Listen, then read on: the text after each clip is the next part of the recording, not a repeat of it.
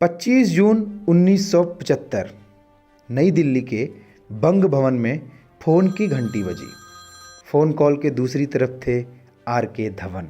ये दौर था कांग्रेस का, ये दौर था इंदिरा गांधी का और आर.के. धवन उनके विशेष सहायक थे।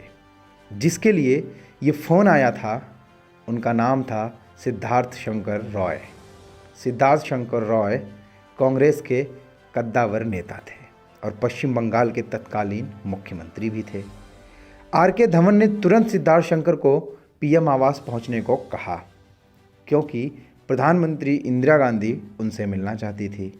उन दिनों प्रधानमंत्री का आधिकारिक आवास 7 RCR नहीं बल्कि 1 सफदरजंग रोड हुआ करता था। सिद्धार्थ शंकर जब पीएम आवास पहुंचे तो इंदिरा गांधी अपने स्टडी रूम में बैठी थीं।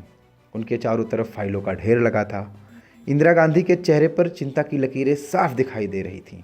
रॉय ने पीएम का अभिवादन किया और पूछा, क्या बात है?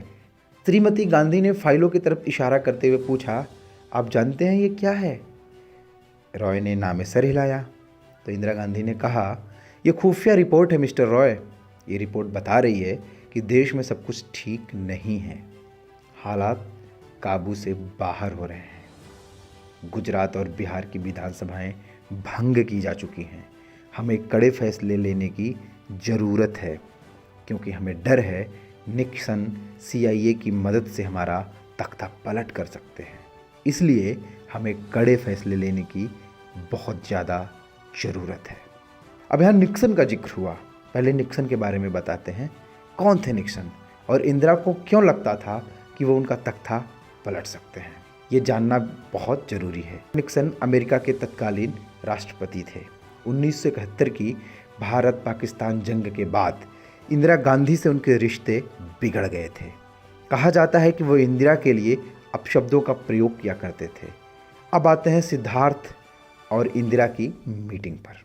यह मीटिंग करीब 2 घंटे तक चली और इस मीटिंग में इंदिरा गांधी तय कर चुकी थी कि देश को शॉक ट्रीटमेंट देने की ज़रूरत है।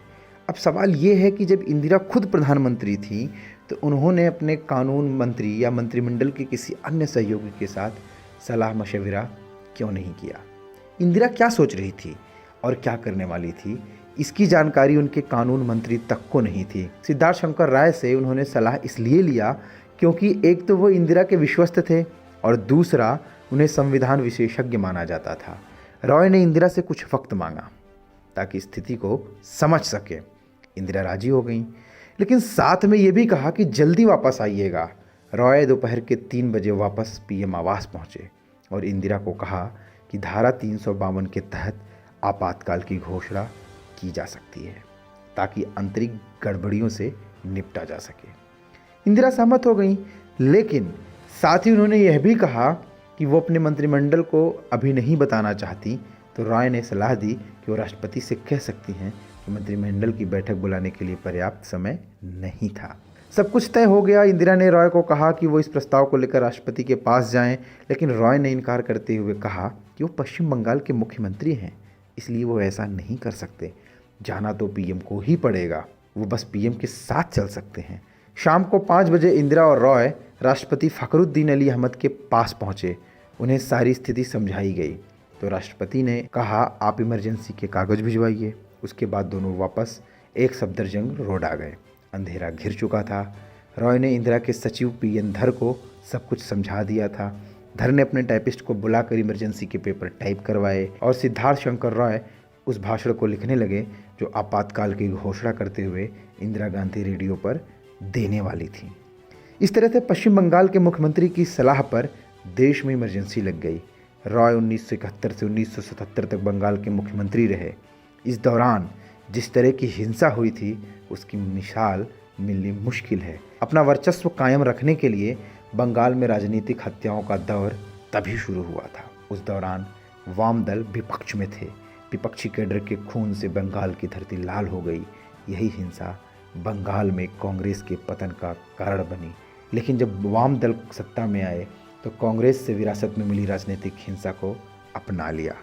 वाम दलों ने बंगाल की सत्ता में आने के बाद सियासी वर्चस्व कायम रखने के लिए हत्या और हिंसा का संगठित तरीके से इस्तेमाल करना शुरू किया, जो वाम दल से होते हुए आज विरासत के रूप में सत्ताधारी तृणमूल कांग्रेस तक पहुंच चुकी है और ये सफ़र बदस्तूर जारी है। बंगाल की धरती जो ज्ञान की धरती हुआ करती थी, वो आज राजनीतिक हत्याओं के लबालब है। वो आज राजनीतिक कार्यकर्ताओं के खून से लाल हो चुकी है। कांग्रेस के ज़माने में शुरू हुई ये राजनीतिक हत्या तृणमूल कांग्रेस तक एक परंपरा के रूप में लगातार जारी है। ये हिंसा कब थमेगी, राजनीतिक हत्याएं कब थमेंगी, बंगाल के हर एक व्यक्ति के जहन में यही सवाल आता है। साथ ही साथ देश भी बंगाल की तरफ इस ओर बड़ी उम्मीद भरी नज़रों से देख रहा है कि जब देश इतनी तरक्की कर रहा है, हर क्षेत्र में प्रगति कर रहा है, ऐसे में बंगाल में राजनीतिक हत्याएं कब थमेंगी, बंगाल में शांति व्यवस्था कब बहाल होगी, बंगाल फिर से कब भारत का भाग्य विधाता बनेगा, बंगाल कब फिर से भारत के अग्रणी राज्यों में शुमार होगा। धन्यवाद।